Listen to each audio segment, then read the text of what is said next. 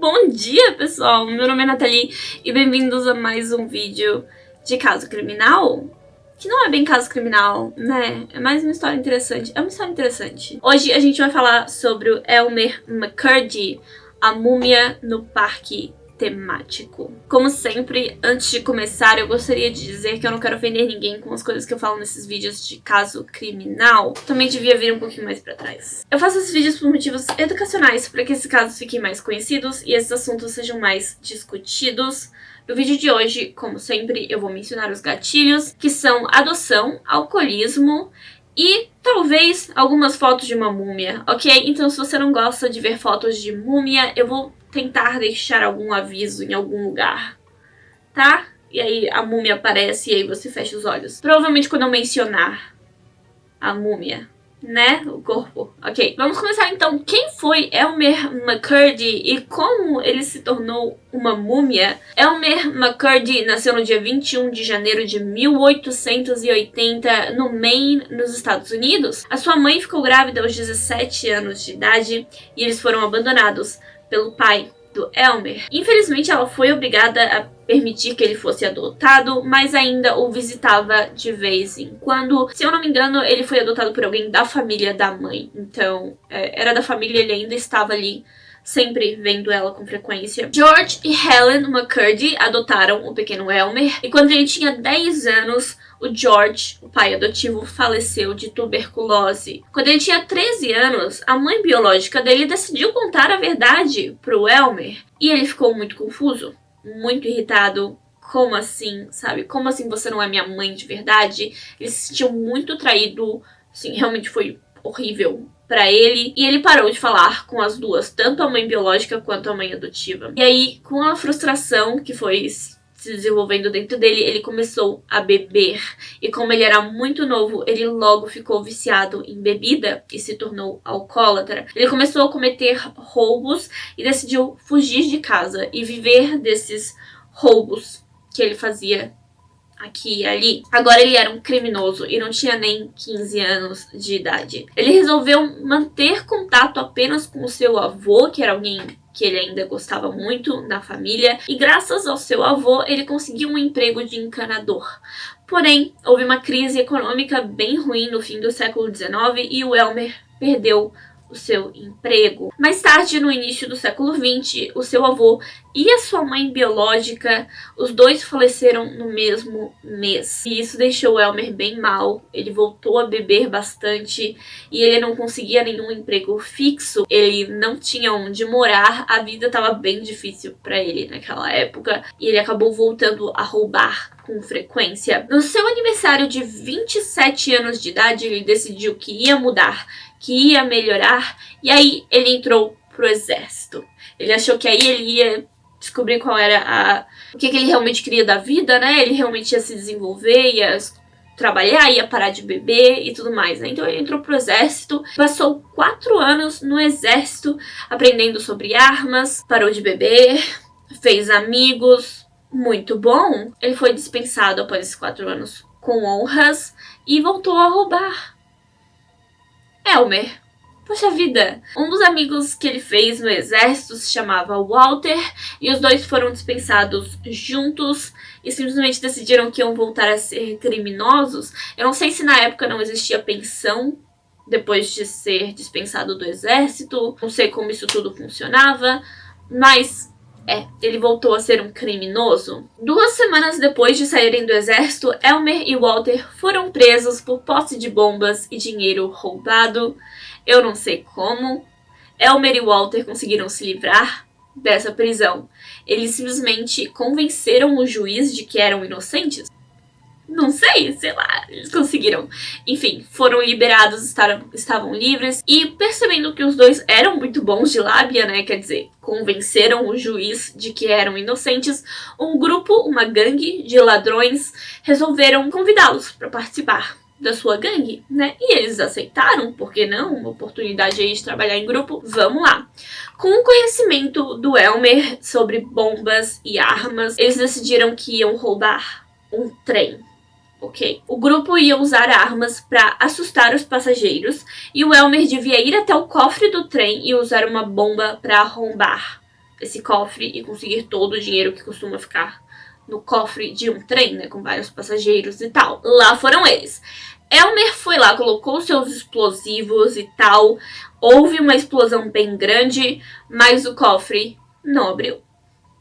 Não foi forte o suficiente a explosão. Então ele foi lá, colocou mais explosivos e mais uma vez explodiu e nada. Ele tentou 3 vezes e o cofre não abriu. A última vez ele colocou muito explosivo, o negócio ficou gigante, a explosão foi enorme.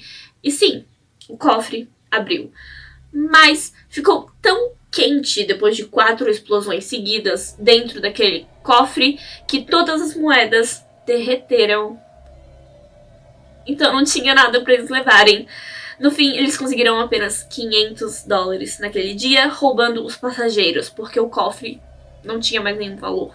Por causa desse roubo, o grupo se tornou bem conhecido, a polícia estava indo atrás deles e o Elmer começou a usar vários nomes falsos, começou a conhecer mais criminosos também e agora decidiu roubar um banco, agora com um grupo diferente de pessoas, se eu não me engano com ele e mais 2 rapazes só resolveram ir roubar o banco. E esse roubo também foi bem ridículo, eles foram pelos fundos do banco, tentaram fazer um buraco na parede, passaram 2 horas quebrando a parede, tipo, com marretas. E quando finalmente conseguiram passar pela parede para chegar até o cofre, explodiram a porta do cofre e descobriram que não era o cofre que eles estavam procurando, então tiveram que explodir outro cofre. E mais uma vez, eles não tinham explosivo suficiente para abrir o cofre de primeira. Os 2 foram embora com uma caixa de moedas. Sim, eram 3 homens, mas no final eram só 2, porque o terceiro fugiu no meio do processo. Ele pensou, não, a gente vai ser pego aqui, isso aqui não tá dando certo, eu vou embora. E fugiu sem avisar os outros 2. Então, 2 deles saíram de lá com uma caixa de moedas, só isso. Mais uma vez, o Elmer fugindo da polícia, tentando se esconder aqui e ali, e então ele decidiu se juntar a um grupo ainda maior de homens para assaltar um trem de carga que estaria transportando dinheiro, o equivalente a $10 milhões. Sim, houve uma época em que eles transportavam dinheiro por trens. No dia 4 de outubro de 1911, o grupo decidiu que eles fariam o trem parar com um incêndio no meio dos trilhos. E aí o trem seria obrigado a parar. E eles invadiriam os vagões e começariam o assalto. Eles conseguiram e quando entraram descobriram que estavam no trem errado.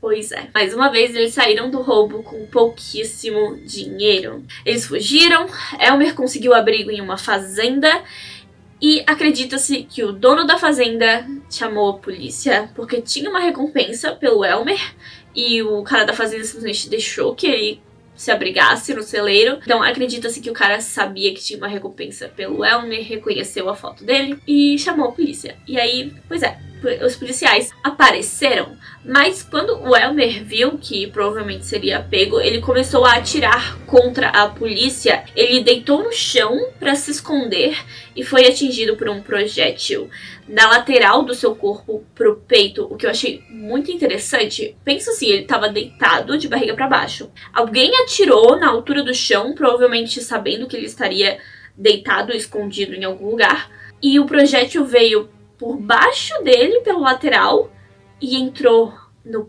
peito. Uau! Bom, Elmer infelizmente faleceu, sim, nesse dia. E como ele não tinha família, não tinha contato com ninguém, ninguém nunca soube, ninguém da família dele nunca soube da sua morte, ninguém nunca soube do seu paradeiro, ele foi então deixado em uma casa funerária pela polícia. E o pessoal falou, olha, cara, se ninguém da família vier perguntar sobre ele, deixa ele aí. Faz o que você quiser, entendeu? Deixa ele aí, é criminoso, ninguém liga. Então, como então não havia previsão de um enterro pro Elmer, o agente funerário decidiu embalsamá-lo e mumificá-lo, justamente para ele durar mais tempo ali. E se alguém um dia perguntasse dele, os policiais diriam que ele morreu e que ele tá lá na casa funerária. Então ele ficaria lá preservado até que alguém da família viesse pra enterrá-lo. Mas como eu disse, ninguém nunca apareceu, ninguém nunca soube da morte dele, pelo menos não a família dele. Então o agente funerário pensou, Que desperdício. Um trabalho de mumificação tão bem feito. Um embalsamamento maravilhoso, uma obra de arte. Preciso expor. Eu não tô brincando. Preciso expor isso aqui. E ele expôs na vitrine da casa funerária como propaganda. Lindo! O corpo ficou assim durante 5 anos naquela vitrine. Ficou famoso. Crianças vinham ver o corpo. Pessoas colocavam moedas dentro da boca dele. E logo muitos empresários, por algum motivo, começaram a oferecer dinheiro pelo corpo.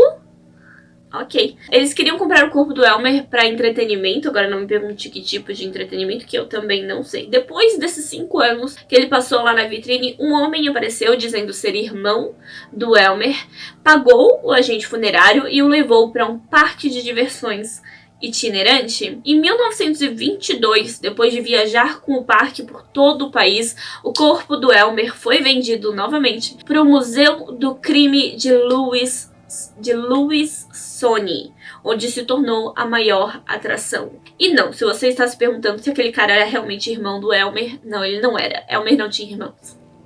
Ok? Bom, agora ele estava no Museu do Crime de Louis Sony e ele também ganhou uma nova reputação, porque antes ele era um ladrão bem ruinzinho, né? Ele era um criminoso, foi procurado pela polícia, não era dos melhores, mas lá no Museu sobre Crimes, né, do Louis Sony, ele ganhou a reputação de um famosíssimo ladrão de trens norte-americano, Elmer McCurdy, entendeu? Ele tinha ali a sua atração. O Louis Sony começou também a alugar o corpo para pessoas colocarem em seus eventos e nas suas lojas. Uma múmia de aluguel, eu acho, né? Estranho isso aqui. Depois de muito tempo sendo movido por aí, o corpo acabou se deteriorando demais. Tipo, muito mesmo. Ele ficou péssimo. Partes dele estavam caindo. Então o Louis decidiu que não queria mais alugar ele, né? Porque ele já tava mal. Não por respeito a um ser humano, mas só porque o negócio já não tava mais tão bonito quanto antes. Então ele colocou a múmia em uma caixa, em um armário, e deixou lá junto com uma grande coleção de estátuas de cera. Então tava lá junto com aquela coleção, e Louis Sony faleceu em 1949 e deixou tudo aquilo pro seu filho Dan. Dan também tentou vender e alugar o corpo novamente, e em 1968 ele vendeu Elmer junto com todas as outras esculturas de cera para uma empresa por $10 mil. E estava resolvido. Lavo minhas mãos, isso aqui não é mais meu, não importa se é humano ou não, não me pertence mais, ok? Porque o Dan já nem sabia mais o que era gente, o que era cera. Esses empresários que compraram por $10 mil tentaram abrir um museu de cera, mas não deu muito certo e eles acabaram abandonando tudo. E quando eu digo abandonando, é tipo, abandonaram um prédio com todos os bonecos lá dentro e foram embora. E ficou lá o negócio abandonado. Imagina o quão assustador não devia ter sido para quem encontrou aquilo. E aí, mais uma vez, um parque temático comprou aqueles objetos para usar como decoração na sua casa do terror. O parque temático de New Pike. O parque temático de New Pike. Então, em 1976, durante as filmagens de um episódio da série O Homem de $6 milhões em Long Beach, na Califórnia, nos Estados Unidos, eles precisavam, né, durante as filmagens desse episódio, de uma casa assombrada. Aquelas casas de parque de diversões, sabe? Não precisava ser feia, não precisava ser escura, né? Mas precisavam de uma casa assombrada de parque temático, aquelas com trenzinho, sabe? Pois é. Então eles foram a esse parque temático de New Pike em uma atração chamada Laugh in the Dark. Os produtores deram uma olhada lá dentro, gostaram do espaço, escolheram aqueles para fazer o episódio da série, mas começaram a arrumar um pouco o espaço pro episódio ser feito, né, para funcionar nas gravações. Então um dos funcionários viu um dos bonecos que estava pendurado e era uma múmia perfeita. Ele começou a pensar: será que eu deixo isso aí? Acho que não. Não ia dar certo no episódio aquela múmia pendurada. Não estava pendurada numa corda. Então ele tentou tirar a múmia de lá e acabou arrancando o braço dela, achando que era um boneco. ele olhou e viu que não era um boneco, que aquilo parecia ter carne e ossos e estranho, ressecado, bizarro. Então ele tentou chamar a polícia. A polícia não levou ele a sério, não acreditou que ele realmente tivesse encontrado um ser humano mumificado dentro da casa porque era uma casa assombrada, né? Então eles achavam que ele só tava com medo dos bonecos e queria ajuda pra tirar os bonecos. E aí ele falou com um bombeiro também, que tava lá presente, e o bombeiro também não acreditou nele, só achou que ele tava assustado, com medo da múmia. Aí ele resolveu voltar à casa assombrada pra, tipo, tirar aquela coisa de lá, e depois ele resolveu o que ele ia fazer. Mas aí ele encontrou outro funcionário também da produção do set de filmagens, que também estava assustado, pensando, gente, isso aqui não é um boneco. Isso aqui é uma pessoa. Então... esses dois funcionários resolveram remover a múmia, colocar ela em algum lugar e levar até a delegacia para que fosse analisado, para ter certeza se eles realmente achavam que não era um corpo. Então, vamos dizer pra polícia que a gente acha que é um corpo e eles veem o que eles fazem. Então, a múmia foi levada para análise e foi confirmado. Era, sim, um ser humano mumificado. Durante a necrópsia, os profissionais ficaram bem impressionados com a preservação do corpo, tudo estava muito bem preservado. Havia marcas óbvias de que houve uma autópsia que foi feita antes, né, no passado, mas há muito tempo atrás. E eles ficaram se perguntando: quem era essa múmia? Quem era aquela pessoa? Essa foi uma parte muito difícil para eles, que não sabiam que era Elmer McCurdy. Eles não conseguiam descobrir há quanto tempo ela foi mumificada. Eles só conseguiram concluir que era um homem de mais ou menos 40 anos de idade que faleceu com um tiro no peito. Haviam alguns fragmentos de bala ainda, dentro do peito dele, e esses fragmentos foram analisados e foi determinado que aquele projétil foi fabricado nos anos 20, no século 20, nos anos 20. Dentro da sua garganta havia uma moeda antiga do ano de 1924 e papeizinhos. Esses papeizinhos pareciam ser ingressos de algum tipo. Pois é, coisa esquisita, né? Depois de muita análise e restauração, foi descoberto que esses ingressos que estavam enfiados dentro da boca dele pertenciam ao Museu do Crime de Louis Sony. Eles puderam encontrar o filho do Louis Sony, Dan Sony, que disse que aquele provavelmente era o corpo de Elmer McCurdy. Dan disse que se lembrava desse ser o único corpo mumificado que o seu pai tinha no museu e disse que vendeu com todo o resto, sem saber o que tinha dentro daquela caixa. Sabia que eram um monte de bonecos de cera e talvez o Elmer estivesse lá no meio. Como se ele não quisesse também se livrar daquela múmia guardada no armário dele. Bom, foi comprovado então que aquele era Elmer McCurdy.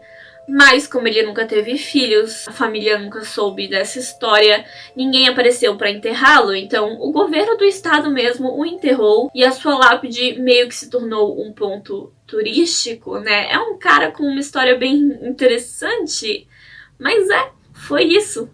Essa é a história de hoje, pessoal. A nossa múmia do parque temático, Elmer McCurdy. Como sempre, muito obrigada por assistir até aqui. Muito obrigada se você deixou o seu like, se você deixou o seu comentário e se você se inscreveu no meu canal. Muito obrigada, Camila Dias, por ser membro do meu canal. E se você que está assistindo gostaria de ser membro, clica no botãozinho ali embaixo que você vai encontrar muitas coisas muito interessantes. Obrigada por assistir e eu vejo vocês no próximo vídeo. Tchau!